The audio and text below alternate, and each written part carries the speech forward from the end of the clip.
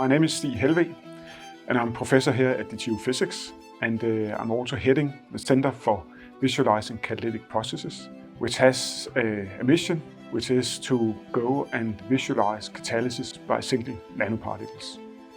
A catalyst, that's a substance that can speed up a chemical reaction or lower energy consumption. And this is immensely important for our everyday life. It is about producing fertilizers such that we can have food.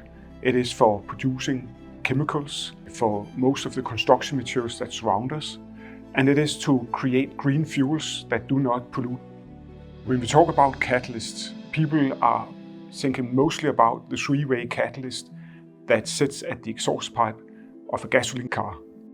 That was developed and introduced in the 70s and made it possible to live in large urban areas where it reduces the emissions that led to smog.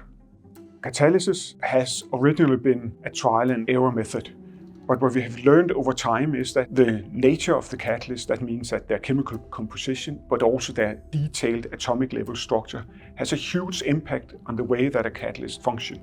And this is what we are basically doing here in the Vision Center. By studying interactions at surfaces using the electron microscope, it's my hope that we will learn much more about how gas molecules are absorbing and reacting at surfaces.